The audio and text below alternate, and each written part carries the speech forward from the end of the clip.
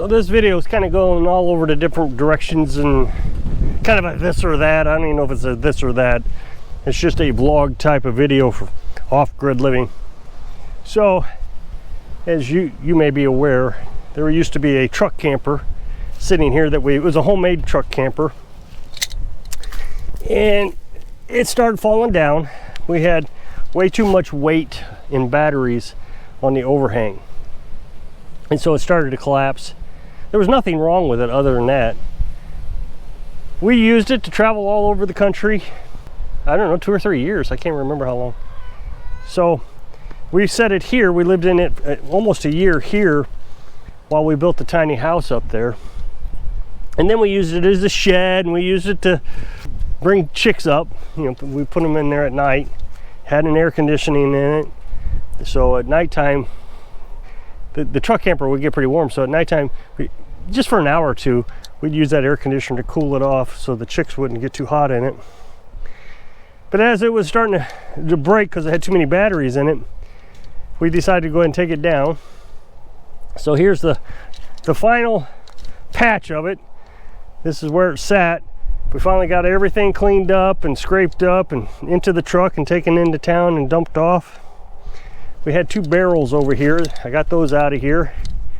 So it's kind of a yard. So now the only thing is we've got an old stump here. It's been here for a few years now. It's starting to weaken. I can get it to bounce.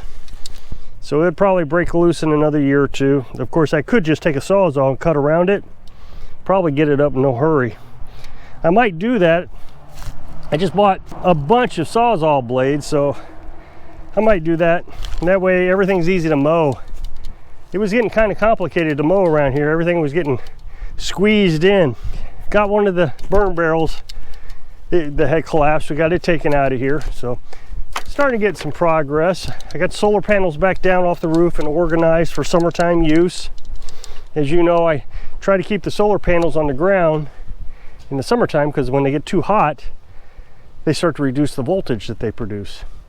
But I've noticed using the laser thermometer and much studying, watching them, not studying books, but studying the reaction to them, putting them on the ground, you get more voltage out of them.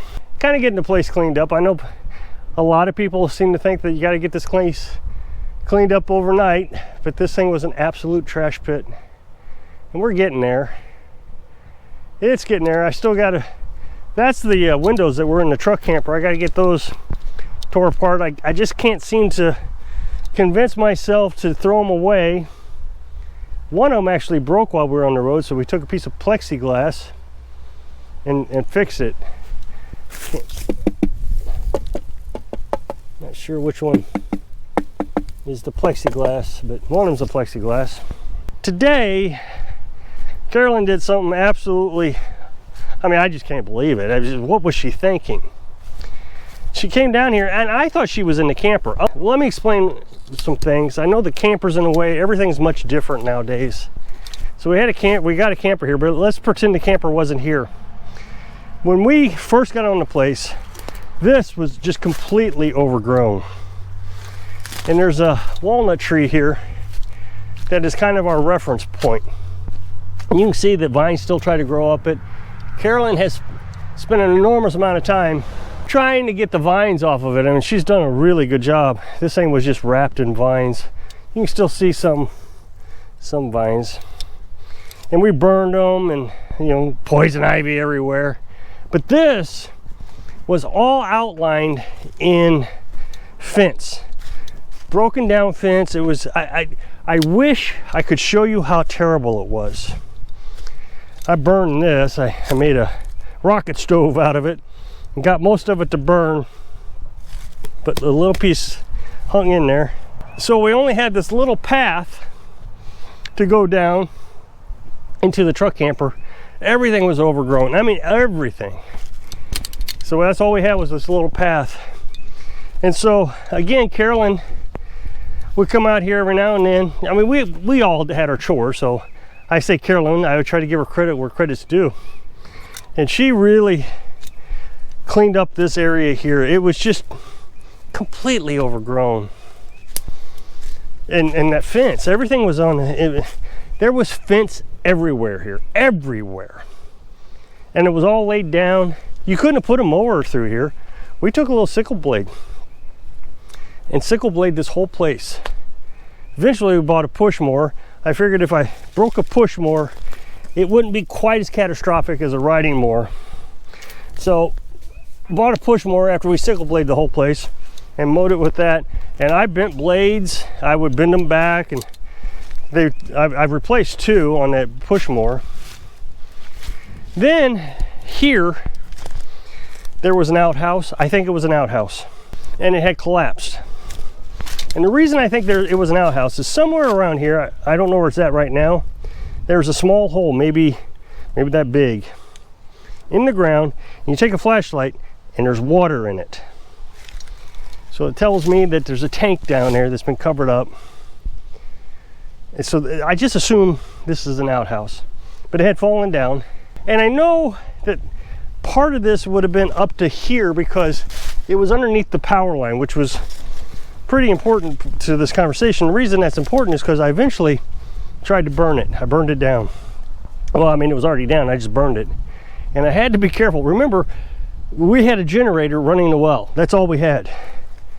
So I had to be careful that it didn't get out of hand. So I'm trying to burn it, and I don't want to hit the power lines with the flames. But it was oak and it was dry. It got pretty hot pretty fast, so I splashed a little water on it, tried to cool it down. Well, then, after we started tearing everything down, the scrap that we had from all the fencing had to go somewhere. During this time, it was during the pandemic, so we couldn't go to town very often, and a lot of places were closed. So we couldn't take the metal to the metal recycler because they were closed. So we just stacked it here, and it became just a terrible mess. It's just been a mess. And I feel like part of it would have been in the easement that we have to keep. There's an easement here. That being said, I wasn't feeling too guilty about the easement because the building that had fallen down was here. And I know that previous year, they had come through and cleaned everything up on the property because everything had been mowed down here. So they mowed this, so they knew that the building was there, and I guess nobody was fined for it. So we left it here. Well, then eventually we had a metal guy who wanted to get recycled material, and we had a big pile of metal from the old trailer, mobile home, and asked him to come and get it all.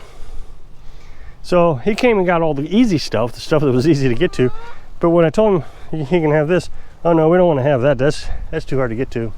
I also told him he could have those freezers and all that stuff down there. He didn't want that either. So I just sat here. So today, I thought Carolyn was in the camper. Thought she was doing something in the camper. She hangs out in here quite a bit. She'll grind up corn, or I don't know, she just does stuff. So I didn't pay any attention to her. Now I do look out in the yard occasionally from the house, the window, just make sure she hasn't fallen down or anything. But if she's in the camper, I leave her alone, give her alone time or whatever she's trying to do. So I didn't pay any attention. Well, I wanted to discuss a video idea I have with her, so I went down to the camper.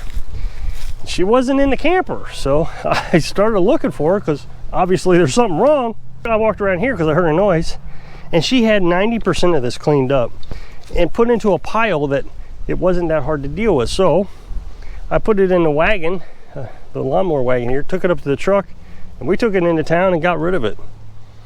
So she did this in 2 hours, maybe an hour and a half. Had it all cleaned up. Then we got back. I helped her shovel some of this stuff up into the wagon, just the remnants of stuff. This was junk that we missed and just remnants.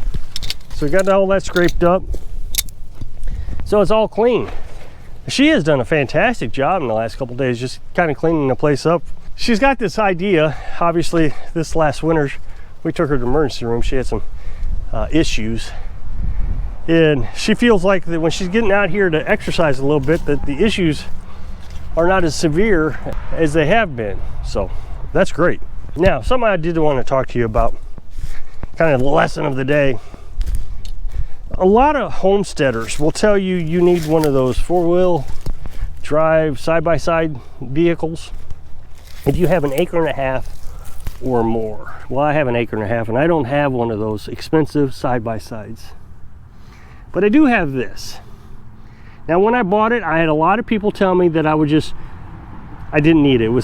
I've been spoiled, or whatever it is, but it's been a fantastic purchase. First of all, I was going to need a riding mower anyway, so the first thing we did was went to Walmart to look.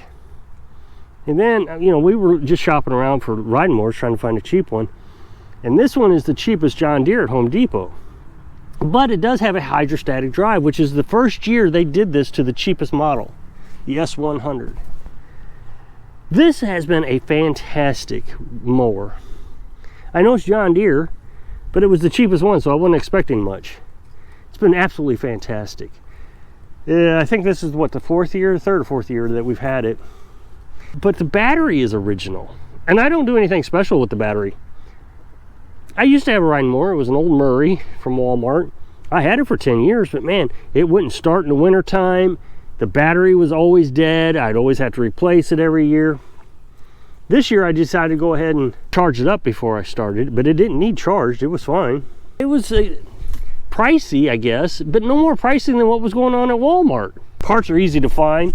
You can order them online without searching. I go to the website that they gave me. It's actually on the back of the lawnmower, the place I can get the parts from. Or I can just drive down to the place. It's probably 60 miles away, but regardless, I could go there. So I can order the oil filter, and the oil comes in a kit with the fuel filter, spark plug. And I'm supposed to change all that every 50 hours. I don't use it that much. I've had it, like I said, 3 or 4 years, and it's got 54 hours on it now. I've changed the oil on it once.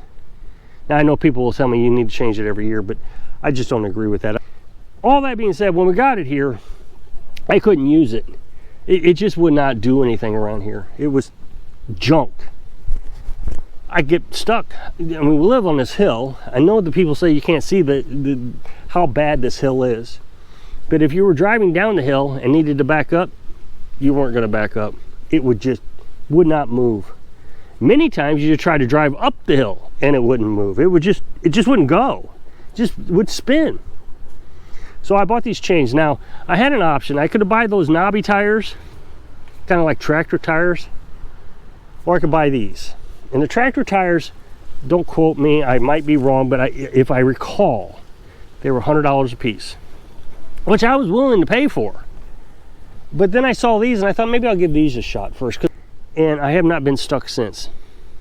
I mean, I have not been stuck, and it's not from a lack of trying. I'll run over a stump and get it hooked up underneath the mower deck, and I'll just back over it and it just pops right off. I mean, it just won't get stuck. Now, I'm not saying you could go mudding with it or anything. As far as being able to tractor my way around here, it has been fantastic, and I don't need a side-by-side. I don't understand that, because this does fine. Now, a couple things I did buy for it. Before I bought this, I have this. It's bent now, but this holds a 5-gallon bucket, and it holds 40 pounds. I was transferring water down to the garden, different things when we were doing a garden. But you could put a bucket in here and pick up trash. That was just before I got that. I think I got that shortly afterwards, so that was kind of a useless purchase. I don't really need it. But the thing that you're gonna need is this. And again, I think maybe this was like 50 bucks. And you can see it's good and scratched up. I use this all the time on purpose. I'll knock down little saplings like this here, and it just protects the grill completely. And if you bump into something, it doesn't break this plastic grill. And it wasn't hard to install. There's just 2 pins that you put in. I was putting green slime into the tires. There was just so much trash around here. Barbed wire fence. So every time you drove, you were poking holes into the tires. So I put green slime in them. It just wasn't working out as great as I was hoping. So what I did was I started buying tubes, and I can patch the tubes. I figured out how to take the tube out and put it back in without having to take the tire off. That was the biggest dread, was trying to figure out, you know, the thing's all greasy because you're supposed to grease it every 25 hours, so it's very greasy and messy. I didn't want to take it off, so as many times as you get a flat tire around here. I don't know if both of them have a tube. Yeah, maybe only one of them's got a tube. I don't think I put a tube in both of them yet, but as they go flat, I put a tube in it. This thing has been a workhorse since we got it. Like I said, I don't use it much, but when I do, it's not being used very lightly. I highly suggest that you get something like this if you were going to live off grid, instead of going out and spending a ton of money on a 4x4 or side-by-side, or where you call those things. So if you'll click this up next box, it'll take you to a video where I was telling you I can't use the well anymore. So if I can inspire you to have fun when you're living your dreams. Thanks for watching.